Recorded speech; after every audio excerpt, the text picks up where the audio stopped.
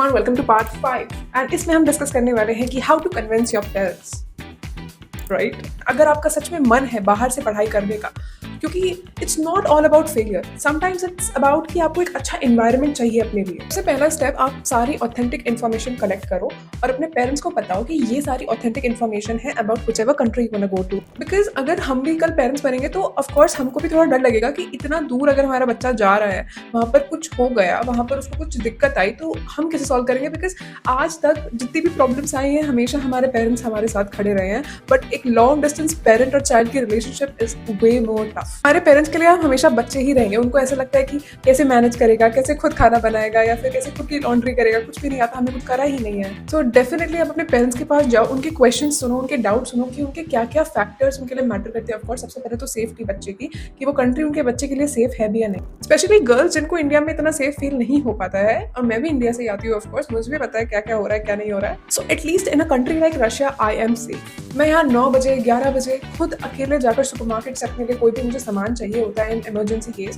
मैं खुद जाकर लेकर आ सकती हूँ। यू वोंट बिलीव, बट मेरे पेरेंट्स यहाँ तक मॉस्को तक मुझे छोड़ने आए थे। They came with me and I was so happy कि वो यहाँ पर है।